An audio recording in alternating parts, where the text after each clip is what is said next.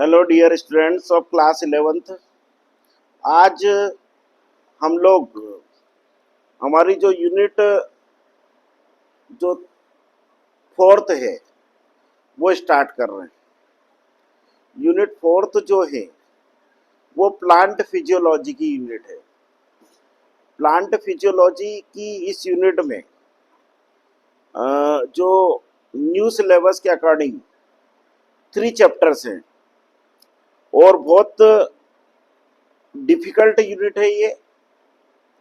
और इस यूनिट में से बहुत सारे इम्पोर्टेंट क्वेश्चन अपनी 11th की एग्जाम में भी आते हैं, और जब आप लोग नीट की एग्जाम की तैयारी करेंगे या कोई सी भी अदर कॉम्पिटिटिव एग्जाम बायो से रिलेटेड जो होती है उससे में अपीयर होंगे, तो इन चैप्टर्स में से बहुत सारे क्वेश्चन पूछे जाते हैं। मतलब इसको एक ज़्यादा वेटेज उन एग्जामिनेशन के अंदर भी दिया गया है। तो कौन कौन से 3 चैप्टर हैं वो मैं आपको सबसे पहले बता देता हूँ। पहला जो चैप्टर है इसमें फोटोसिंथेसिस है, सेकंड रेस्पिरेशन है, और थर्ड है प्लांट ग्रोथ एंड डेवलपमेंट, मतलब पादप वृद्धि और विकास। इसमें से हम लोग आज से रेस्पिरेशन वाला चैप्टर पढ़ेंगे, मतलब श्वसन, सेलुलर रेस्पिरेशन, मतलब कोशिकीय श्वसन। श्वसन के बारे में बच्चों का जो कॉन्सेप्ट रहता है ना, वो बहुत ही क्लियर कट नहीं रहता है।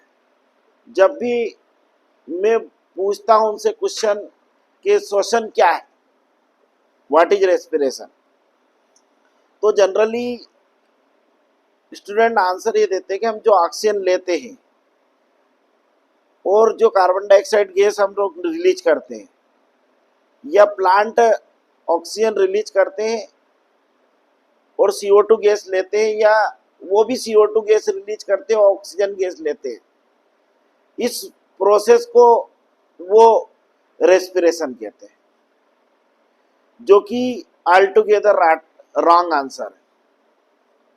रेस्पिरेशन ये नहीं है। ये जो मैंने आपको बताया, जो जनरली स्टूडेंट आंसर देते हैं, ये है ब्रीदिंग, मतलब इसको श्वासोच्छ्वास कहते हैं।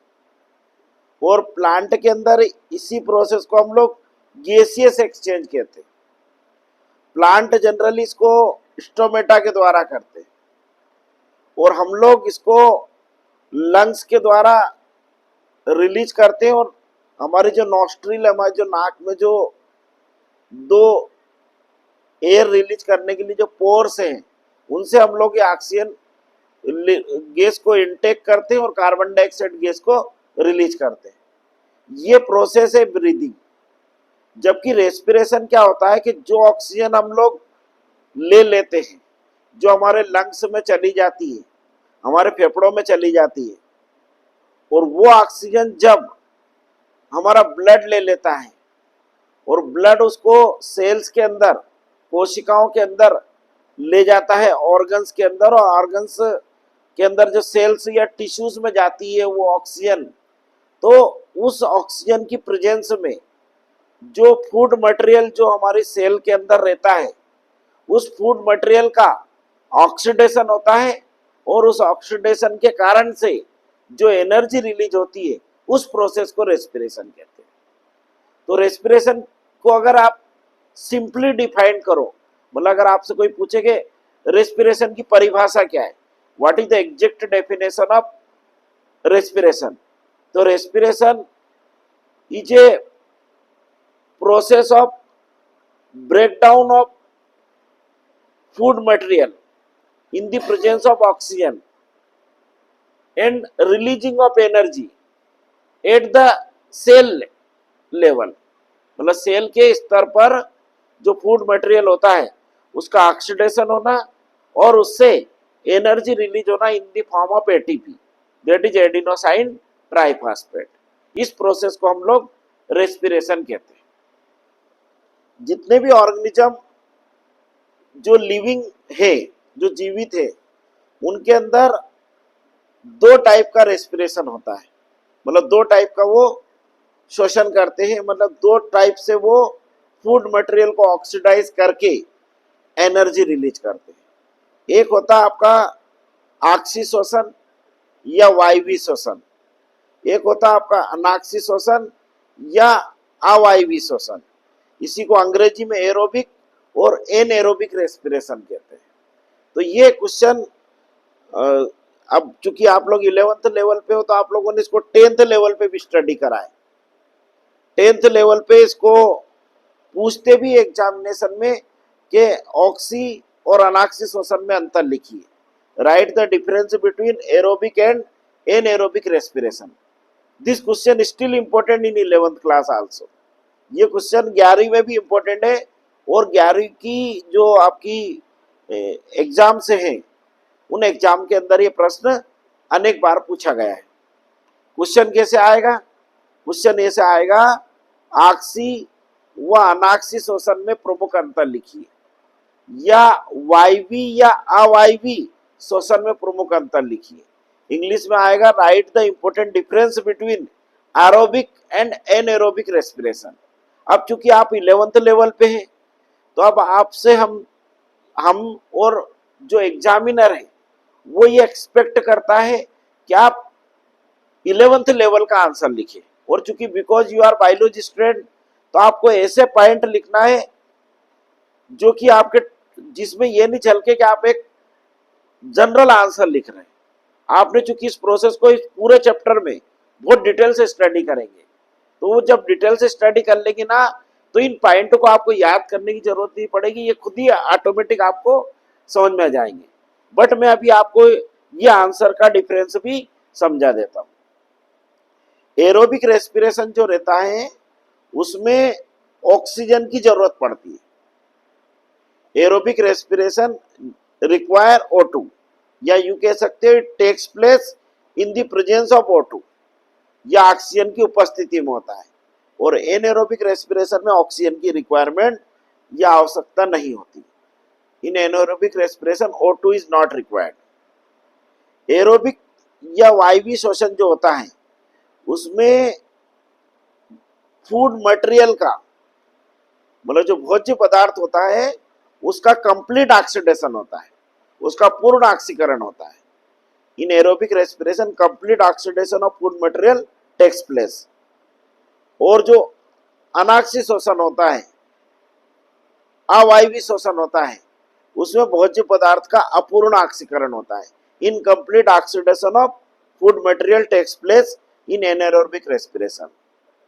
ऑक्सी शोषण में ग्लूकोज के एक मॉलिक्यूल से, जब ग्लूकोज का एक मॉलिक्यूल कंप्लीटली ऑक्सीडाइज हो जाता है तो उससे 38 एटीपी मॉलिक्यूल प्रोड्यूस होते, 38 एटीपी बनते। और एनएरोबिक रेस्पिरेशन में ग्लूकोज का चूंकि इनकम्प्लीट ऑक्सीडेशन होता है तो उसमें ओनली 2 एटीपी मॉलिक्यूल रिलीज होते। एरोबिक रेस्पिरेशन हमारी सेल के अंदर, इसकी कुछ प्रोसेस साइटोप्लाज्म में होती है और कुछ प्रोसेस माइटोकॉन्ड्रिया में होती है।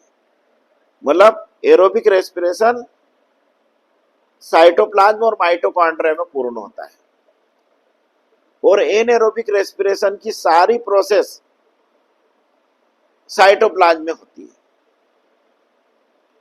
एरोबिक रेस्पिरेशन जो रहता है उसमें कोई भी विषाक्त पदार्थ नहीं बनता है, मतलब toxic substance does not formed in aerobic respiration.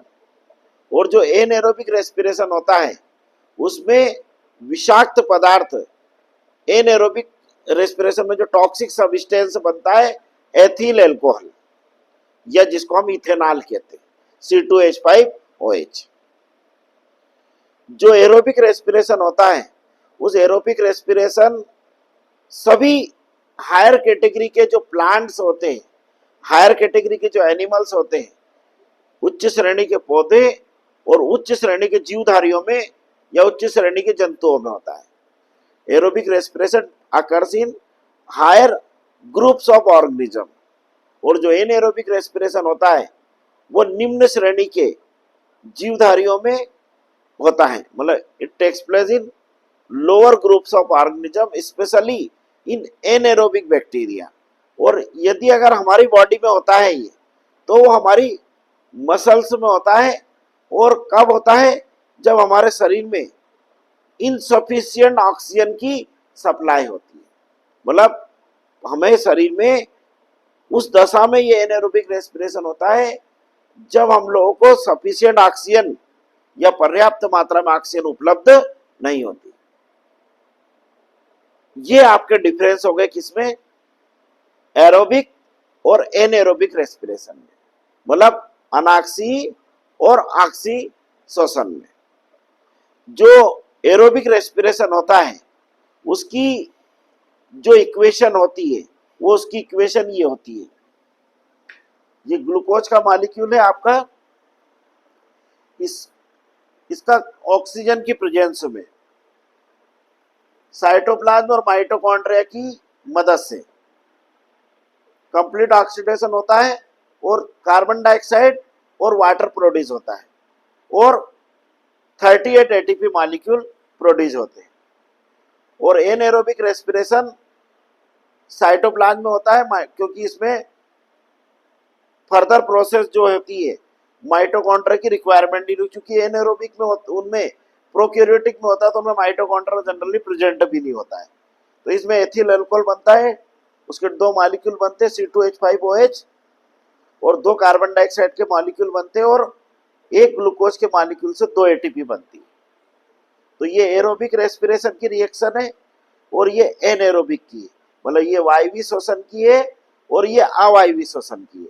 ये दोनों रिएक्शन भी आपको इस डिफरेंस में लिखनी पड़ेगी, क्योंकि अब अपन 11th क्लास में आ गए हैं, तो 11th क्लास में हम लोगों को ये लिखना ही पड़ेगी, ठीक है। इसके अलावा अब इसमें जो, चूंकि रेस्पिरेशन तो एरोबिक ही होता है मोस्ट ऑफ में, जैसा मैंने पॉइंट में अभी आपको मेंशन भी किया, जो एरोबिक रेस्पिरेशन होता है उसमें सबस्ट्रेट ग्लूकोज होता है और ग्लूकोज के एक मॉलिक्यूल को कंप्लीटली ऑक्सीडाइज करने के लिए 6 ऑक्सीजन के मॉलिक्यूल की जरूरत पड़ती है, 6O2, ठीक है। और इसमें प्रोसेस में 6 कार्बन डाइऑक्साइड के मॉलिक्यूल प्रोड्यूस होते हैं। तो साइंटिस्ट लोगों ने ये बताया कि जो भी फूड सब्सटेंस हम लोग यूज करते हैं, जो भी हमारा फूड सबस्ट्रेट रहता है, उसके उसका उसको ऑक्सीडाइज करने के लिए अलग अलग number of molecules of oxygen की जरूरत पड़ती है। उसके बेसिस पर उन्होंने इसका एक रेशियो निकाला जिसको हम लोग RQ कहते हैं। ये बहुत ही इंपॉर्टेंट क्वेश्चन है, बहुत इंपॉर्टेंट। RQ, इसको इंग्लिश में बोलते हैं रेस्पिरेटरी क्वोशंट और हिंदी में बोलते हैं इसको श्वसन गुणांक। तो ये परीक्षा के अंदर पूछते हैं, व्हाट इज RQ, RQ क्या है, श्वसन गुणांक क्या है। तो अभी मैंने बताया आपको कि ग्लूकोज के एक मॉलिक्यूल को हमने कितने मॉलिक्यूल ऑक्सीजन की जरूरत पड़ी, 6O2, और कार्बन डाइऑक्साइड कितने मॉलिक्यूल प्रोड्यूस हुए, CO2 के कितने प्रोड्यूस हुए, 6। तो RQ की वैल्यू यहां पर हो जाएगी 6CO2 अपॉन 6O2। ये 6 से 6 कट जाएगा तो हमारा RQ आएगा 1। और इस RQ को उन्होंने डिफाइंड ऐसे करा, ध्यान समझेंगे क्योंकि ये बहुत इंपॉर्टेंट क्वेश्चन है। क्या डेफिनेशन है RQ की? श्वसन में विमुक्त CO2 का आयतन, ठीक है, यह श्वसन में छोड़ी गई कार्बन डाइऑक्साइड का आयतन तथा ली गई O2 के आयतन के गुणांक को श्वसन गुणांक या RQ कहते हैं। The ratio, the volume of ratio of released CO2 and consumed O2 is known as RQ, that is called a respiratory quotient। और this value of R Q, इस आर क्यू की वैल्यू को हम लोग एक इंस्ट्रूमेंट से मेजर भी कर सकते हैं। एक उपकरण होता है, उस इंस्ट्रूमेंट को हम लोग गेनांक्स रेस्पायरोमीटर कहते हैं, गेनांक्स श्वसन मापी कहते हैं। उस उपकरण की मदद से हम लोग आर क्यू मान की गणना भी कर सकते हैं। अब मैं इसमें आपको एक छोटा सा क्वेश्चन ये बताया, अभी आर क्यू क्या है। अभी आपसे 11th में तो ये पूछेंगे वो केवल आर क्यू क्या है, व्हाट इज आर क्यू।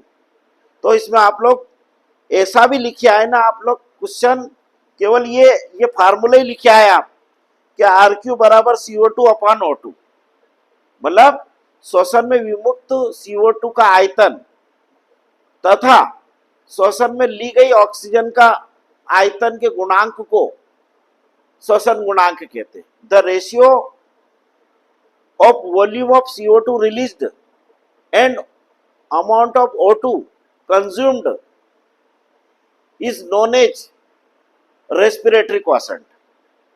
और इसकी गणना हम गेनांक्स रेस्पायरोमीटर से कर सकते हैं।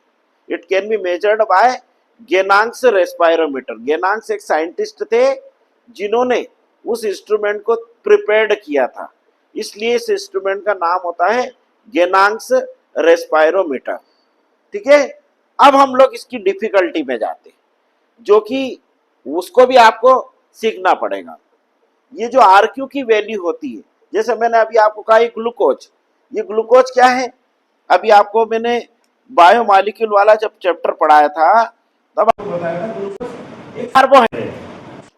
तो ग्लूकोज और ग्लूकोज जैसे और अन्य जो कार्बोहाइड्रेट फूड सब्सटेंस होते हैं, उन सबके लिए आर क्यू की वैल्यू होती है वो हमेशा यूनिटी में होती है, एक इकाई में।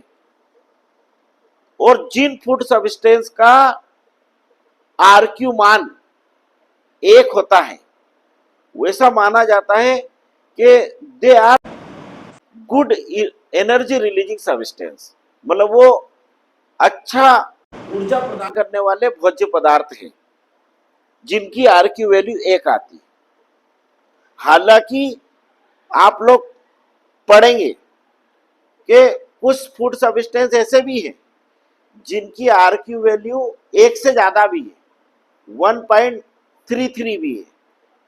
उनको हम लोग बोलते हैं ऑर्गेनिक एसिड, कार्बनिक अम्ल। पर चूंकि ऑर्गेनिक एसिड्स को हम लोग यूटिलाइज नहीं कर पाते, हमारा सिस्टम यूटिलाइज नहीं कर पाता, इसलिए वो हमारे लिए किसी काम के नहीं है। But plant can utilize them, plant उसका यूटिलाइजेशन कर सकते हैं। तो प्लांट के लिए या अन्य जो ऑर्गेनिज्म है जो उनको यूटिलाइज कर सकते हैं, उनके लिए आर क्यू की वैल्यू एक से अधिक होती है ऑर्गेनिक एसिड के केस में। जबकि प्रोटीन और फैट्स वो भी फूड सब्सटेंस है। फूड सब्सटेंस हम लोग जनरली 3 यूज करते हैं, प्रोटीन, कार्बोहाइड्रेट और फैट्स। प्रोटीन के लिए और आपके फैट्स के लिए आर क्यू की वैल्यू लेस देन 1 होती है, मतलब एक से कम होती है, मतलब इकाई से कम होती है। ठीक है, तो ये हमारे लिए good energy releasing food substance के रूप में कंसिडर नहीं किए जाते। अब मैं आपको एक और इंटरेस्टिंग फैक्ट बता देता हूं। आप भले प्रोटीन खाओ, कार्बोहाइड्रेट मतलब प्रोटीन, कार्बोहाइड्रेट, फैट्स, कोई सा भी फूड सब्सटेंस हम ले, अल्टीमेटली उस फूड सब्सटेंस का कंप्लीट ऑक्सीडेशन इसी प्रोसेस से होता है। अल्टीमेटली एनर्जी इसी तरीके से रिलीज होगी। प्रोटीन भी अल्टीमेटली कार्बोहाइड्रेट में चेंज होते, फैट्स भी कार्बोहाइड्रेट में चेंज होते। हालांकि हमारी बॉडी के अंदर कुछ ऑर्गन्स, कुछ सेल्स ऐसी होती है जहां पर फैट्स का भी ऑक्सीडेशन होता है। ठीक है, तो आर क्यू की वैल्यू कार्बोहाइड्रेट के लिए हमेशा एक होगी। तो ये क्वेश्चन भी आपका एक और इंपॉर्टेंट क्वेश्चन है कि आर क्यू का मान एक से अधिक होता है। अगर ऐसा आ गया तो उसमें कार्बनिक एसिड्स के लिए, कार्बनिक अम्लों के लिए। 1 से कम होता है फैट्स और प्रोटीन के लिए, और यूनिटी में होता है काय के लिए, कार्बोहाइड्रेट के लिए। अब यहाँ पे वाले केस में देखेंगे आप लोग, इस वाली एनएरोबिक में, एनएरोबिक रेस्पिरेशन में O2 तो ली नहीं अपन ने, तो डायरेक्ट ऑक्सीडेशन हो गया, तो CO2 मॉलिक्यूल 2 प्रोड्यूस हुए, तो इसमें 2CO2 अपन 0O2 होएगा, तो RQ की वैल्यू होगी इनफाइनाइट। तो एनएरोबिक रेस्पिरेशन या अनाक्सी श्वसन में RQ का मान होता अनंत, इनफाइनाइट। ये भी एक बहुत इंपॉर्टेंट क्वेश्चन है जो कि स्पेशली कॉम्पिटिटिव एग्जाम में पूछते हैं कि अनाक्सी श्वसन के लिए RQ का मान कितना होता है, what is the RQ value of anaerobic respiration. तो ये होगा इनफाइनाइट। इनफाइनाइट मतलब जहां पे RQ की वैल्यू होगी क्या, इनफाइनाइट, अनंत। ठीक है, तो ये आपका एक बहुत इंपॉर्टेंट और क्वेश्चन तैयार हो गया आपका, छोटा सा RQ क्या है, व्हाट इज रेस्पिरेटरी क्वाशंट, और हिंदी में श्वसन गुणांक क्या है। ये क्वेश्चन लिख के रखें आप, परीक्षा के अंदर आएगा। ठीक है, और जो अभी मैंने आपको समझाया एरोबिक और एनएरोबिक रेस्पिरेशन में डिफरेंस, ये भी आएगा। तो ये आपका एक 3 या 4 नंबर का क्वेश्चन तो ये हो गया, और एक ये 1 वर्ड क्वेश्चन हो गया। टोटल आपके अभी अभी मैंने पढ़ा है उसी में आपके 3 से 4 नंबर का क्वेश्चन हो जाएगा। ठीक है, तो ये दोनों रिएक्शन भी अपने को समझ के लिखना है जब वो क्वेश्चन आए, किसमें, एरोबिक और एनएरोबिक में डिफरेंस, और एक ही RQ। अगर क्वेश्चन केवल 1 वर्ड में आया कि वो RQ क्या है, तो भी आप कोशिश करें कि परिभाषा लिखिए। अब हम लोग इस रेस्पिरेशन की मैकेनिज्म पर अंदर घुसते हैं। ठीक है ना, तो इसके लिए अब आप लोग ध्यान समझेंगे। जो रेस्पिरेशन मैंने अभी आपको डेफिनेशन बताई, परिभाषा बताई, और मैंने अभी बताया आपको कि जो रेस्पिरेशन होता है वो रेस्पिरेशन अलग अलग फूड सब्सटेंस के लिए, अलग अलग सबस्ट्रेट के लिए RQ की वैल्यू भी अलग अलग होती है। हमारे ये 2 क्वेश्चन तैयार हो गया। अब जो रेस्पिरेशन होता है एरोबिक रेस्पिरेशन, इस एरोबिक रेस्पिरेशन की जो मैकेनिज्म है उसमें 4 स्टेप होती है, 4 स्टेप, और चारों स्टेप में से कुछ ना कुछ क्वेश्चन पूछते हैं परीक्षा के अंदर। तो इसकी 4 स्टेप कौन कौन सी होती है वो आप लोग पहले ध्यान समझे। पहली स्टेप होती है ग्लाइकोलाइसिस, ग्लाइकोलाइसिस या EMP पाथवे। इसको 3 साइंटिस्ट थे, एम्बडेन, मेयरहाफ और पारनास, उन्होंने इस प्रोसेस को डिस्कवर किया था, इसलिए उनके नाम के बेसिस पर इस प्रोसेस को EMP पाथवे भी कहते हैं। और चूंकि इसमें ग्लूकोज के मॉलिक्यूल का ब्रेक डाउन होता है, मतलब ग्लूकोज का मॉलिक्यूल टूटता है, इसलिए इसको ग्लाइकोलाइसिस भी कहते हैं। ठीक है, तो पहली प्रोसेस हो गई ग्लाइकोलाइसिस या EMP पाथवे। सेकंड स्टेप में क्या होता है कि जो ग्लाइकोलाइसिस होती है अपनी फर्स्ट, उसमें पायरुविक एसिड के 2 मॉलिक्यूल बनते हैं, मतलब ग्लूकोज का एक मॉलिक्यूल जो कि 6 कार्बन कंपाउंड होता है, वो 3 कार्बन कंपाउंड 2 मॉलिक्यूल में टूट जाता है। उन दोनों मॉलिक्यूल को हम लोग पायरुविक एसिड्स कहते हैं। वो पायरुविक एसिड जो बने हैं हमारे, उन पायरुविक एसिड्स का डीकार्बोक्सिलेशन होता है। तो सेकंड स्टेप हमारी होती है डीकार्बोक्सिलेशन ऑफ पायरुविक एसिड, और इस डीकार्बोक्सिलेशन के कारण से एक सब्सटेंस बनता है, उस सब्सटेंस को हम लोग एसिटाइल कोएंजाइम ए कहते हैं। ये एसिटाइल कोएंजाइम ए जो रहता है, ये ग्लाइकोलाइसिस और रेस्पिरेशन की जो थर्ड प्रोसेस होती है, that is called Krebs cycle, उसको क्रेब्स साइकिल कहते हैं। उसको हम लोग सिट्रिक एसिड साइकिल भी कहते हैं, उसी को हम लोग ट्राई कार्बोक्सिलिक एसिड साइकिल भी कहते हैं। क्रेब्स साइकिल तो इसलिए कहते हैं क्योंकि इसकी डिस्कवरी क्रेब्स साइंटिस्ट ने की थी, और सिट्रिक एसिड साइकिल इसलिए कहते हैं क्योंकि इस प्रोसेस में जैसे ही रिएक्शन होती है तो फर्स्ट कंपाउंड सिट्रिक एसिड बनता है, और तीसरा इसका नाम है ट्राई कार्बोक्सिलिक एसिड साइकिल। तो इसके 3 नाम हो गए थर्ड प्रोसेस के, क्रेब्स साइकिल, सिट्रिक एसिड चक्र या सिट्रिक एसिड साइकिल और टीसीए साइकिल। और चौथा स्टेप होता है आपका इलेक्ट्रॉन ट्रांसपोर्ट चेन या इलेक्ट्रॉन ट्रांसपोर्ट सिस्टम, इलेक्ट्रॉन परिवहन श्रृंखला या इलेक्ट्रॉन परिवहन तंत्र। ये चौथा हमारा रेस्पिरेशन का स्टेप है। अभी मैं आपको सेकंड और थर्ड के बीच में बता रहा था कि जो सेकंड प्रोसेस जो हमारी होती है पायरुविक एसिड का डिकार्बोक्सिलेशन, उसके कारण से एसिटाइल कोएंजाइम ए बनता है। तो ये एसिटाइल कोएंजाइम ए जो रहता है वो ग्लाइकोलाइसिस और क्रेब्स चक्र के बीच की कनेक्टिंग लिंक रहता है। मतलब ग्लाइकोलाइसिस और क्रेब्स चक्र को जोड़ने का काम एसिटाइल कोएंजाइम ए करता है। तो इस प्रकार से हमारी ये 4 स्टेप हो गई। कौन कौन सी 4 स्टेप हो गई? पहली स्टेप है आपकी ग्लाइकोलाइसिस या ईएमपी पाथवे, सेकंड प्रोसेस है आपकी पायरुविक एसिड का डिकार्बोक्सिलेशन, थर्ड प्रोसेस है आपकी क्रेब्स साइकिल और चौथी स्टेप है आपकी इलेक्ट्रॉन ट्रांसपोर्ट सिस्टम। इन चारों में से भी इंपॉर्टेंट क्वेश्चन पूछे जाते हैं। अब इन चारों प्रोसेस को हम लोग एक एक करके समझेंगे। इन सब में से मिलाकर 2 इंपॉर्टेंट क्वेश्चन तो आप 11th तो मान के चलो आएंगे ही आएंगे, या तो ग्लाइकोलाइसिस आएगा या ग्लाइकोलाइसिस और क्रेब्स चक्र में क्या डिफरेंस होता है वो आपको पूछेंगे। तो ये सब चीजें हम कंटिन्यूअसली मैं अब आपको ये जो पूरा चैप्टर है ये समझाऊंगा। तो इसमें हम लोग हमारा जो अगला स्टेप है वो है रेस्पिरेशन की मैकेनिज्म, मतलब श्वसन की क्रियाविधि। और उसकी क्रियाविधि या इसकी मैकेनिज्म में कितने स्टेप है? 4, ठीक है ना। उन 4 में से हमारा पहला स्टेप है ग्लाइकोलाइसिस या ईएमपी पाथवे। इसको हम लोग कल पढ़ेंगे। और इस वीडियो को आप ज्यादा से ज्यादा लाइक करें, शेयर करें। Okay, all the best.